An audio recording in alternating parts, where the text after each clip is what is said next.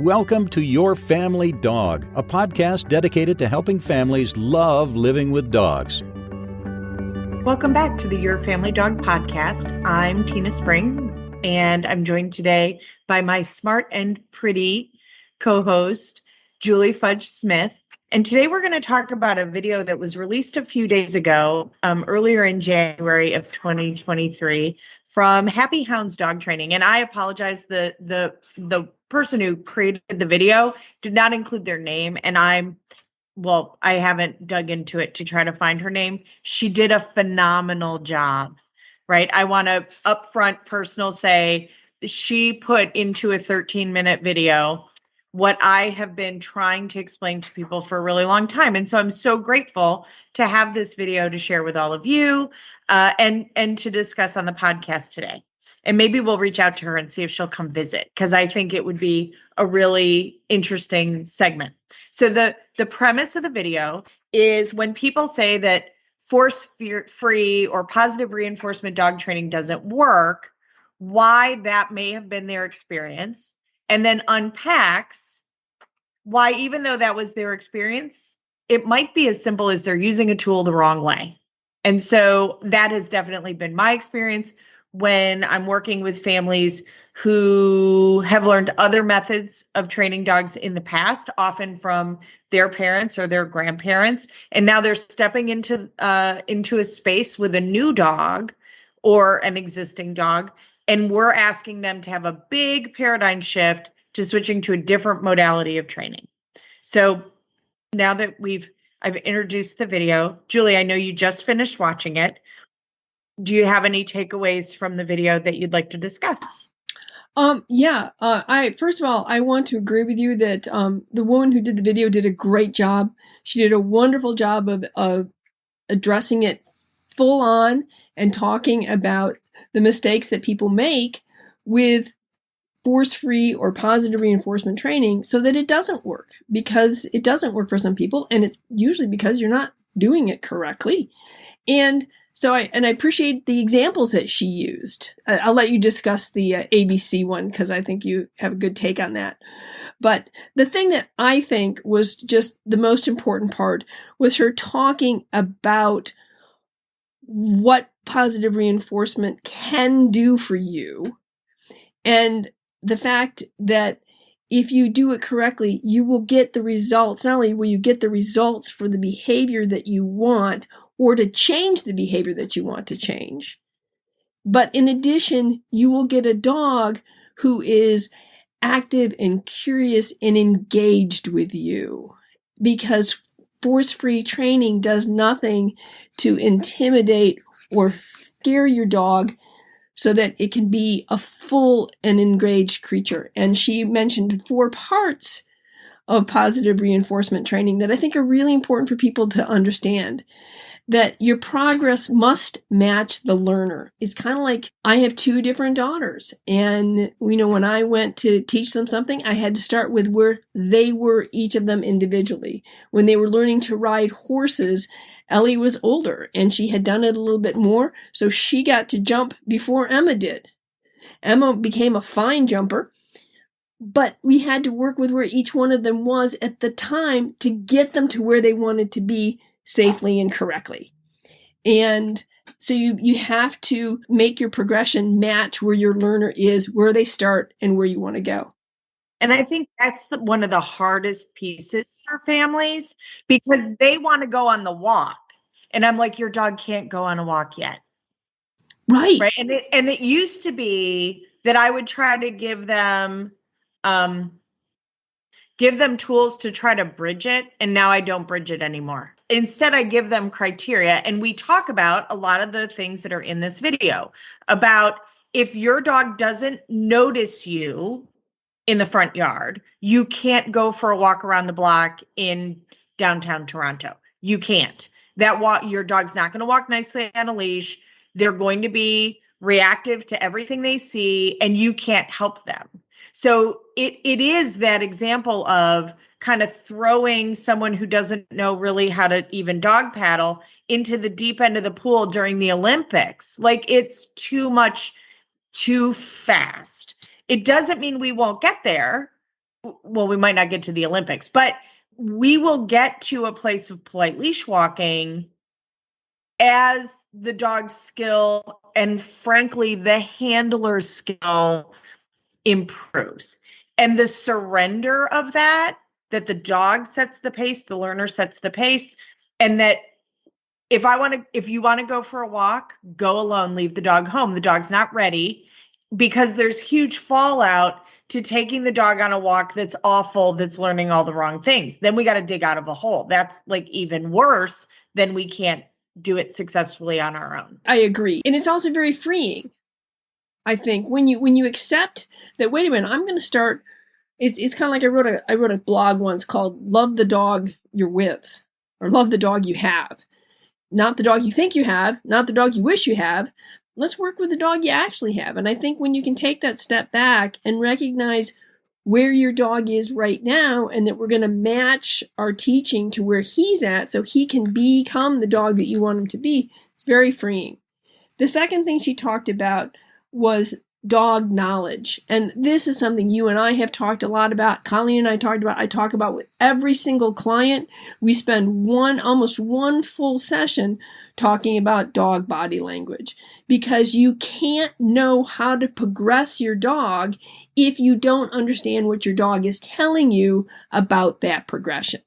So it's really important to understand body language and thresholds and all these things that we talked about in your particular dog, so you know how far you can go and when you need to back up because you've gotten too close to threshold. And if you don't understand dog body language and you don't understand what a threshold is, it's not going to work. Well, and sometimes threshold's hard to see. For example, it is. If I'm dealing with a young puppy, it can just be fatigue. Well, no puppy I've ever seen has a little bar graph on their shoulder that tells us how tired they are. Right? I have to read the overall communication of the puppy to see what the puppy thinks. And puppies will push through a lot of fatigue just to make us happy. Just because there's hot dog and now you switch to string cheese and that's a little bit of sweet potato. Oh my goodness, it's the most exciting thing in the world. And all of a sudden they just fall apart, right? So some handlers sometimes lose heart when it's just part of the learning. I try to explain to people all the time that if we're doing a good job, the lead goes back and forth between the handler and the dog, right? It's a dance that we are all doing together. We are learning together. So if you look at me train and work with my 4 dogs, it's different with each one, even though the overarching modality is the same. Right. Well, I was just thinking about my grand puppy, Rosemary. And when she was just maybe 2.5 months old, I went over to take care of her for a little bit while Emma had some errands to run with the kids. And got her out of her crate. We went outside, went potty, and then we played. And when she dropped the toy, rather than bringing it back to me, I went, I think we're tired. And so we did some stuff to calm down, and then she just took the toy I gave her and snuggled up with it and went to sleep. But I was able to recognize that for Rosemary, when she drops the toy and stops moving, boom, that's the time for us to shift into something quiet. So it's getting to know your dog and what your dog's signals particularly are. And especially for young dogs, like they might be cutting a tooth. They might have a headache. Like there are things going on with our dogs. I mean, I think about it. I'm still nursing these ribs. It augments my behavior. I don't move the way I normally move. Now, am I constantly thinking about my ribs? Absolutely not. But they are informing lots of things, including how hard I'm going to hug somebody at a funeral, right? Or how many hugs, or whether I'm going to hug the person who's 6'4". Because reaching up and overextending my rib cage to hug someone around the neck when they're 6'4" and I'm 5'3" does light up my ribs, and I don't want to re-injure them. So it doesn't mean I don't love the person, right? I think a lot of times we take a dog not being ready for something really personally. And part of that, I mean, I do it, I have to struggle with it too, is that I'm busy. So if I'm setting aside this 15 minutes to work with Dovey, I kind of want him to just plug in and do what I want him to do. But I have to remember he's not a computer. He's not a little Game Boy that I can just pick up and turn on and off at will. He may be really, really interested in smelling the bunnies across the way. And I might just have to wait a minute.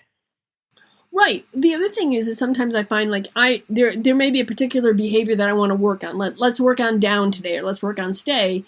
And the dog's like, no, I don't want to work on that today. I would be happy to work on calm. So we'll work on calm. I mean, part of it is being able to read the dog and being able to be flexible enough in your training to say, okay, we're still going to use positive reinforcement training. So you don't want to work on stay today because you're a little anxious, but you're more than happy to work on calm? Great. We're just going to shift gears and work on your recall today. And so I think that there's part of dog knowledge comes with being willing to be flexible once you read what your dog is telling you.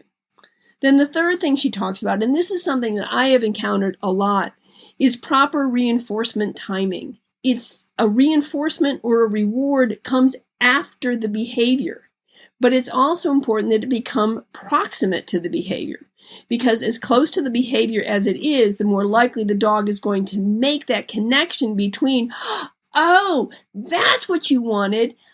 I got a treat. So that, okay, what did I just do? I just put my butt on the ground and I got a piece of hot dog. Yay, maybe if I put my bottom on the ground again, I'll get another piece of hot dog. Whereas, and she had a great section in the video on that, if, for example, your dog puts his bottom on the ground, you fumble for a treat, he stands up, you give him the treat, what did you just reward? You actually rewarded him standing up, not for the sit.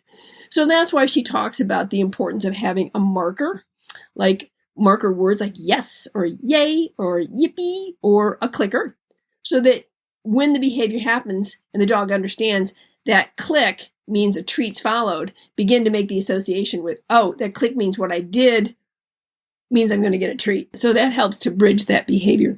Well, I mean, we tell a child when we're doing flashcards with them, good job. You got it right. Right? They get the feedback immediately, like, ooh, try again, you're close, or you got it right. Right? So this is the same thing. You and I would want to learn that way. The human brain, we talk about this all the time, is programmed to the negative. Like, we're really good at, the gotcha, you're doing it wrong, I must be doing it right. When the answer is that doing it right is better for us, the human animal, and for the dog, the cat, the goldfish, the kiddo, the horse, right? It's better for both sides of the collar of the hot dog. Both sides of the hot dog are better served by practicing catching it right. And absolutely.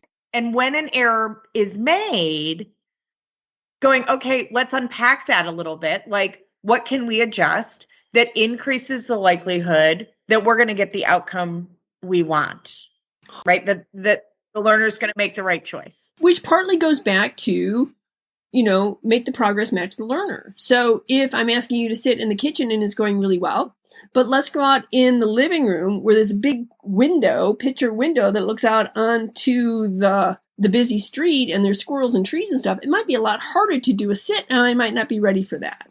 But if you do offer me the sit, I'm probably going to reward you better than in the kitchen because you gave me a sit in a more difficult environment. You chose the behavior that I wanted you to do. I'm going to let you know, I know that was hard for you to hear me. So here's a better reward. Here's 2 or 3 pieces of hot dogs because I've asked you to do something that may be a simple behavior in a more difficult situation. And so proper reinforcement is not just about timing, but it's also about the quality of the reinforcement. She didn't talk about that, but that's part of the timing. Oh, absolutely. Yeah. I mean, it's a phenomenal video. She did a fantastic job. There's lots of nuance that goes into it. Like, it's not going to change the world in 13 minutes, right? No, but it's going to come close. It's going to come really close. She did a phenomenal job. Like, I really wish I could shout out her name. So one of the things I would say is we tend to go, what feels good right now? Dogs, I think, honestly do the same thing. I don't know that they're capable of the statement I'm about to make. I am trying to make decisions for future me. What is going to benefit me in a year, in 5 years, in 10 years, in 20 years, when I'm 95, right? The decisions I make, like if I eat this creme brulee, it's going to feel really good in the moment, but is that serving my future self? If I buy this sweatshirt that's super cute and is in the color I like, yes, it'll be rewarding right now, but how is 95-year-old me going to look back on that purchase? Right now, that's not to say that I'm not going to occasionally eat creme brulee. It was my birthday. I'm eating some creme brulee. That's okay. But I'm at least running it through a lens of, what am I learning for the future? If I suddenly decided creme brulee was my new breakfast, that's probably not great for 95-year-old me, right? The manifestation of that over time would be really probably pretty unhealthy, but yummy, right? So part of it is, I think people are just trying to survive their day. And I know that I face this in my house with my youngest dog. I'm in a hurry from going from this activity to the next activity. I have a calendar, I have a schedule I have to keep. And sometimes I don't take the time to wait until his arousal comes down. Sometimes I forget to grab the hot dogs or forget to grab the leash or forget the blah, blah, blah. And then it's mayhem and foolishness. And then I'm all mad at him and, all of that. In addition, I have another adult in the house who helps manage this dog, who is not a dog trainer and who also is just trying to make it through his day, and sometimes unintentionally contributes to exactly the behaviors we're trying to get rid of. So I'm trying to be much more hygienic about those conversations and showing Christopher, this is how I'm working on problem X. It's that there's a gap in learning. What I think should be happening between the dog and I, and what the dog thinks should be happening between the dog and I, are two really fantastically different things. Yes, I agree. Then the fourth thing that she talks about, in addition to make your progress match the learner, understand, have good dog knowledge, proper reinforcement timing, is patience. Because she does come right out front and say, positive reinforcement training or force-free training takes time, because you're working with the dog to teach a new behavior, a desired behavior, to reinforce in a progress that makes sense to the dog, to get them to the skill you want them to learn, takes patience and time. The problem with corrections or force-based training is that it is quick and it corrects a behavior. So it stops a behavior, an undesired behavior. But what it doesn't do is teach a new behavior. And what it doesn't do is instill confidence and trust and joy in your dog. What it does instill is intimidation, trauma, pain, and distrust. It gets rid of an undesirable behavior, but it doesn't instill a new behavior. And there's some emotional fallout to it. Of course. Now, I will say that I sometimes struggle with this notion that we can somehow play hot cold with only hot, right? As if you can never tell your dog that they made an error, or no, you're not allowed to do that. And I don't think Julie nor I are saying that. My dogs, once they know a behavior, they're fluent in the skill under any of the conditions I'm putting them in. If they still make an incorrect decision, we're going to have a conversation about that. I'm going to say, you're not doing what I asked you to do. Like, what's going on? Like, we're going to go back and we're going to work on that the same way I would with a child, or the same way I would with another human. I'm not going to suddenly go to guns and scream and yell. Hopefully I have my wits about me, and I'm not going to go to guns and start screaming and yelling. I'm also not going to assume the dog's being stubborn. The dog's being a jerk. The dog is being mean. The dog is punishing me, right? I'm also not going to buy into any of that hooey either, because frankly, there's a reason the behavior is happening. And often it's anxiety or pain, or they're not feeling well, or they slept funny, or they're just distracted, or they're busy living their dog life and they're not as invested in what you want. Like I have a lot of get along. I love the people around me. I want everybody to be happy and get along, but sometimes I just don't want to do the thing. That doesn't mean I'm being spiteful or stubborn. It just means I don't want to do that. Right? I don't particularly like coconut. So if there's coconut on the brownies, I'm not going to eat them. It doesn't mean I think you're a jerk and I hate you and I'm being disrespectful and stubborn. It means I just don't like coconut. I don't like coconut either. So I guess this is the Your Family Dog and Dislike Coconut podcast because I don't care for it either. So if I have a dog who I know that certain things are just not their jam, then I'm going to, one, see if I can figure out another way to get it done that is more in keeping with the dog's jam. And then I'm also going to lower criteria and make it much more rewarding to do the thing I want them to do, especially because they don't really love it. Right. And that's where reinforcing more heavily or with better rewards can really make a difference in the progression of that behavior. Because you're saying, yeah, I get this. This is hard for you or you don't like this, but I'm going to make it worth your while to do this. So I sometimes find that I need to, depending on the difficulty of the situation or the difficulty of the behavior or the desire of the dog, I'm going to modify things so that it's easier for them. I'm trying to meet them where they're at and say, yeah, I get this. But this is a necessary behavior, whatever that may be. So let's work on it in a way that works for you. Right. And that's really where the beauty of cooperative care, I say it all the time, that Dr. Deborah Jones, Cooperative Care, 7 Steps to Stress-Free Husbandry, if I could get every customer I deal with to grab a hold of that book and work through it, genuinely work through the book, it would change the world for dogs and people because we would learn to stop picking at scabs, right? Like you can't start on toenails if you've already run that off in the ditch. You have to start where the dog is comfortable. And that might mean 6 months from toenails, and that's okay. That is totally okay, right? And the power of giving your dog permission to say, no, thanks, I need a break. It doesn't mean we're never going to do it. It just means this moment, I need a break so things don't escalate, right? And we do that with our kids. We do that with our partners.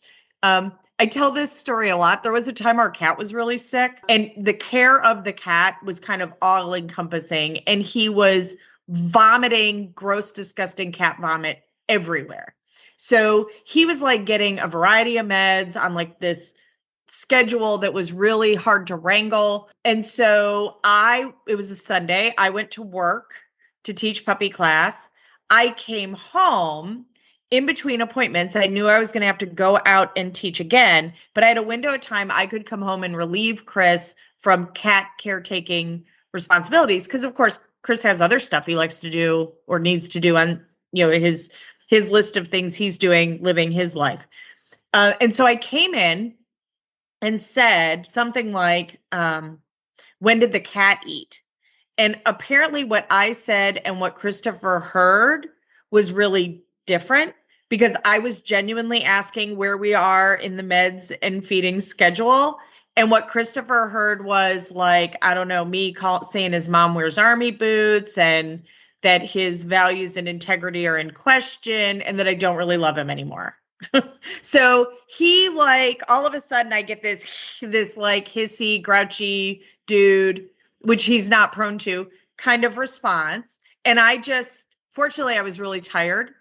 So I could stop. I had a little bit of space. And I said, hey, I'm not fighting. Like, I don't know why we're fighting. I'm not fighting.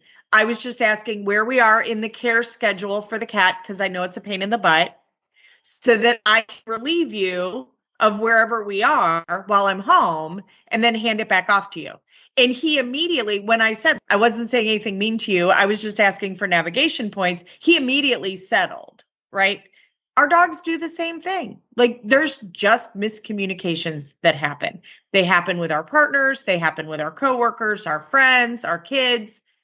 And there's a little bit of like, whoa. Let's not push that. Let's pull it apart and see what's going on and how we can fix it. Because generally, we don't want to argue. Right. Well, the other thing I was going to say is that is another reason why you want to use positive reinforcement training, because there's nothing about positive reinforcement training that's going to be deleterious to your relationship to your dog. In fact, it builds the relationship based on cooperation and trust with your dog, and allowing the dog to be fully canine and fully dog and joyous and to learn at his pace really builds the relationship, so that when you do make a mistake, there's opportunities for forgiveness on both sides. And we do make mistakes. Like, we accidentally scare them. We sit on them. We step on their paw. Like, we do make mistakes. And we wouldn't want the dog to be like opening up a big lawsuit about all the ways that we're awful and assuming like she stepped on me on purpose or she scared me in the bedroom while I was sleeping on purpose. Like, I don't want them building a case either. Right. And that's why positive reinforcement training will help you build that relationship that communicates effectively, because they understand how you're communicating with them. They understand the rules of the game. And so when you make a mistake, they're much more willing to say, oh, hey, I get that. But if you're using force-based training and you're not building that relationship that's built on cooperation, trust, and good communication, when you make a mistake, the dog's not sure what's happening. Is this a punishment? Did she step on my paw on purpose? Should I be scared? What did I do wrong? I was just lying here. Am I not supposed to lie here? I thought I could lie here. And I think you really increase the anxiety in your dog. So I think that there not only does training become more effective, and eventually your dog becomes much more responsive to training and responsive to you if you have the patience to do this correctly.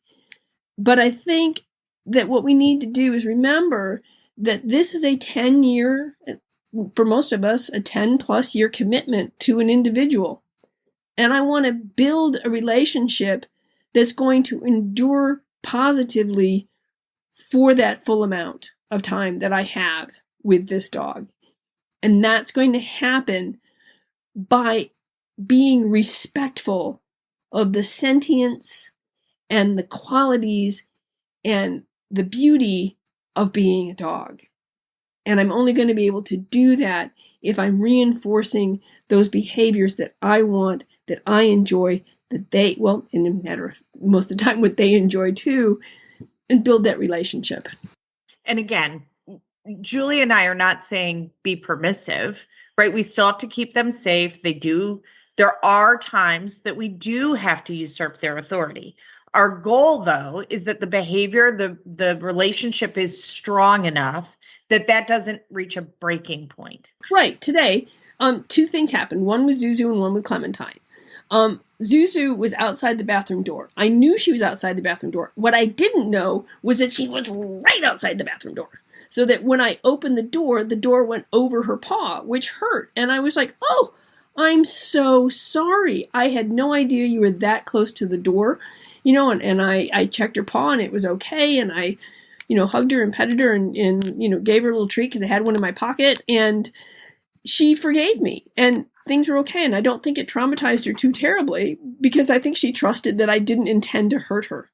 And then today, Clementine, my grandkids came over and Clementine, they take their shoes off at the front door. And then Clementine likes to pick one of them up and run around with them, and which is not necessarily what we want Clementine to do. So when she had one of Edward's shoes, I went, oh, Clemmy, come here. And as she was walking over to me, Edward came up with a toy and squeaked it for Clemmy. She dropped the shoe, grabbed the toy, and the two of them went off to play. So because Clementine, what he knew instinctively is that Clementine wanted to play. So let's give her something that's appropriate to play with. And so there was no punishment there. And in fact, I was reaching for a treat at the same time Edward came up with a toy. So that the toy hadn't worked, if it wasn't a valuable enough toy, I could have offered her a treat. In fact, I got her to drop a Himalayan yak milk chew that was too small by offering her another treat so I could put the yak milk chew in the microwave and blow it up so it was a proper size yak milk chew, which I gave back to her later. So I think, that kind of thing, is built on trust. I don't normally just rip things out of Clementine's mouth. There's always something, or try to offer something that of equal or greater value. So I think that she was willing to listen to the offers we had to make because there was no downside for her.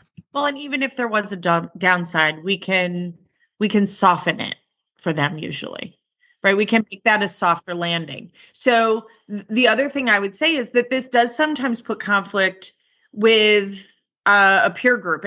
And there was a horse post on Facebook this week about the tradition. It can just be trauma that gets transferred downward through the generations, right? And in the horse world, there's been a tremendous amount of abuse to horses.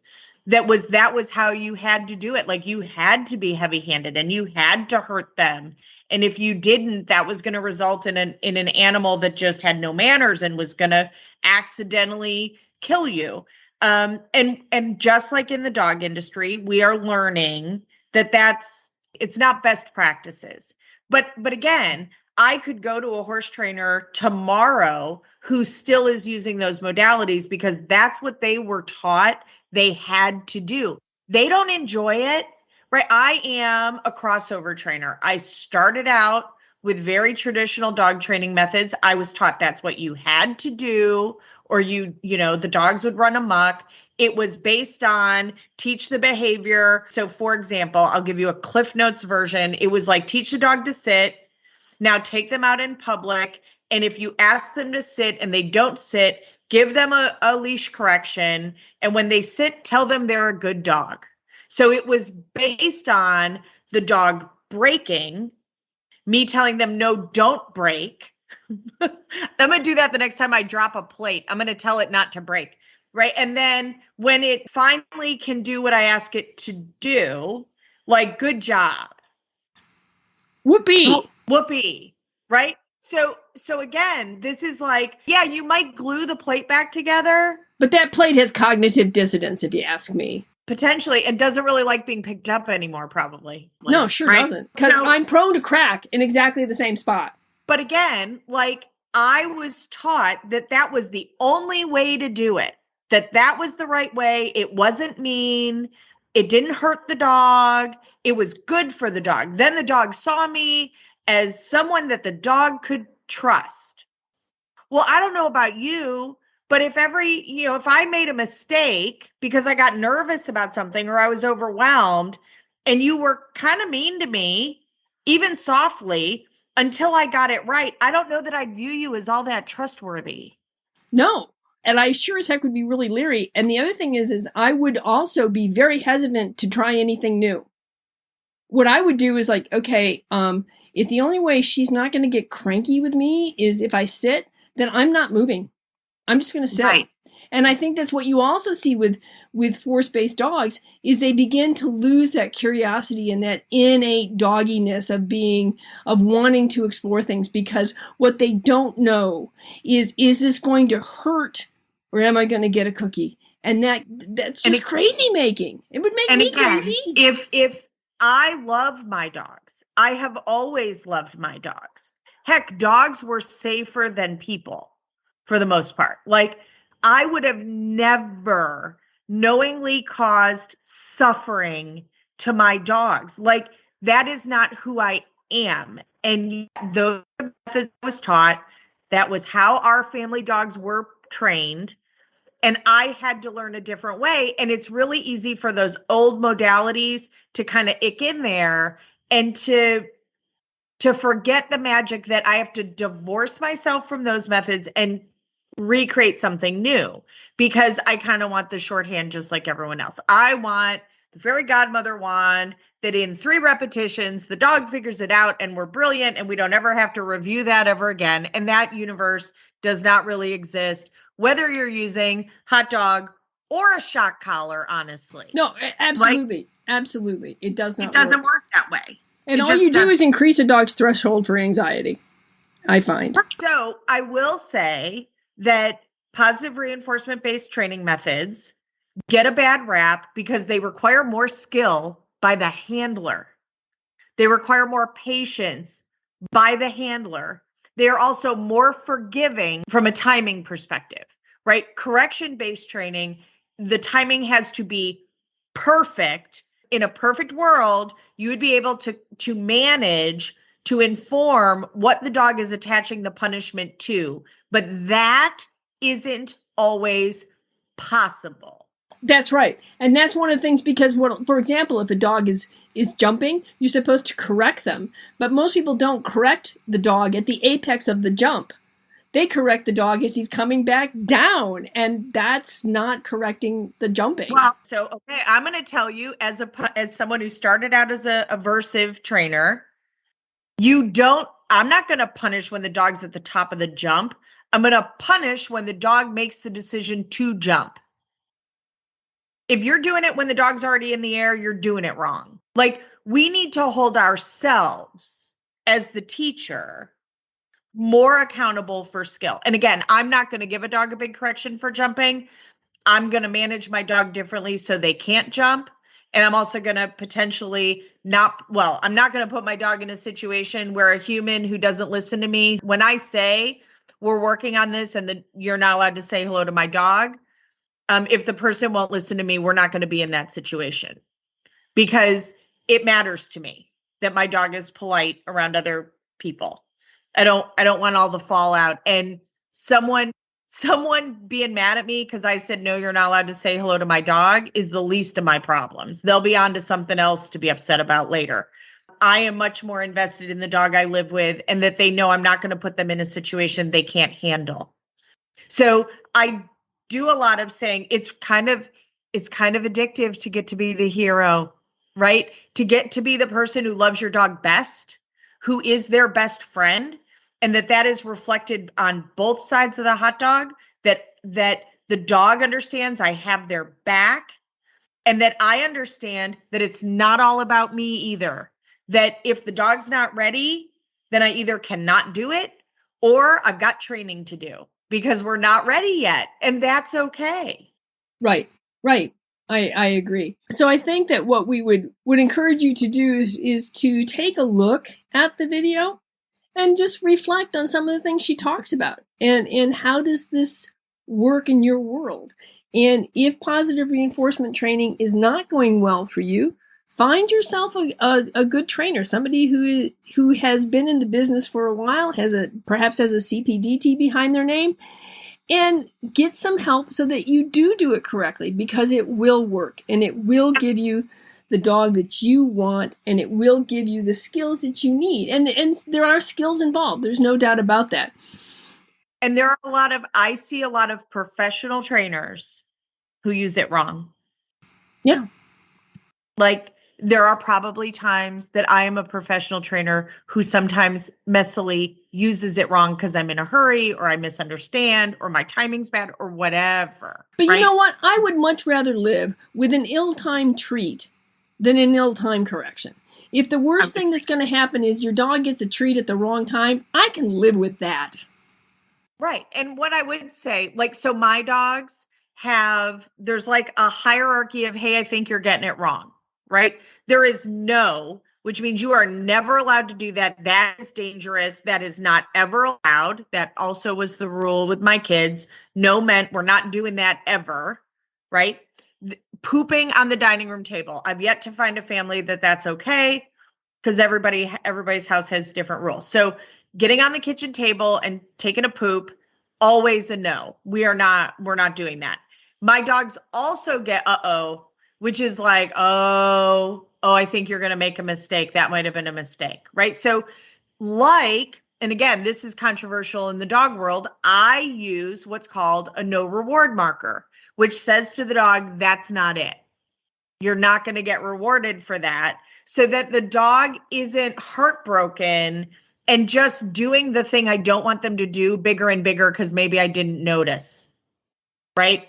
So in my experience, and there will be lots of trainers who disagree with me, but in my experience, giving a dog a no reward marker, that's not what I asked for right now, means you've made a mistake. But from my perspective, it allows a dog to take that off their list for right now. without any of the fallout. Like nothing mean happens. I just go, yeah, that's not what we're doing right now. Let me try this again. I end the repetition. I might even reset what we're doing, help the dog a little bit, and then ask for the other thing again, depending on where the miscommunication happened. Like earlier today, I asked Dovey to do something and they were trimming the trees in the transmission line and he got distracted. So he got an uh-oh because he didn't hear me because his brain was looking at a bucket truck. When he checked back in, I welcomed him back onto the planet. Like, hey, you're right. I'm still here. What a smart dog you are. I'm like, could you please sit for me? He said, absolutely. Now I can do that thing. Right? He couldn't do it when he was focused on the bucket truck. I can't control the bucket truck. But I was a soft place for him to land. I didn't assume he was a jerk who was ignoring me. Because imagine the fallout of that in the relationship. Yes, no, I get that completely, and I agree.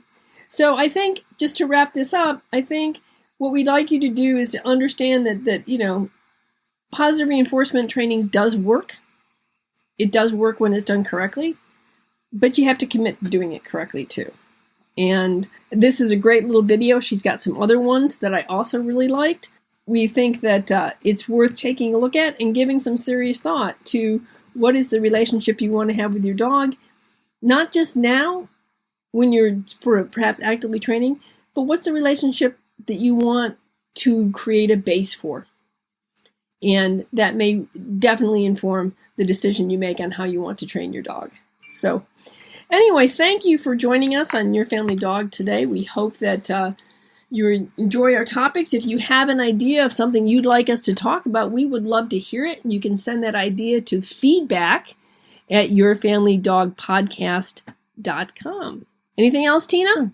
No, I think that's it for this week. I hope everyone is enjoying their January and settling into the new year. Congratulations to the Georgia Bulldogs for their win. I was super happy for the students and the athletes and the school. I know that's a big deal to them, and they've worked really hard to get there. So all of the teams should be congratulated. I was a little conflicted by Ohio State, to be fair. They played their hearts out. And it was one of those games that UGA won that I was like, oh, like I want UGA to win because, I live here, but I also can admire that Ohio State played their heart out. So and we still have the best damn band in the land. So, okay. Redcoat's pretty darn good too, but okay. So there is a little bit of, there's some good stuff happening. Try to focus on the good and try to interrupt what's going on with the bad and come at it a new way and see if you can't find a softer way to land for ourselves and for our dogs and our cats and our kids and our... That's right, because it's better for both sides of the hot dog. Yeah, we all feel better when it's just a softer landing. All right. See you next time. Thanks for listening to Your Family Dog. Got questions? Interesting ideas? Visit www.yourfamilydogpodcast.com to share your thoughts.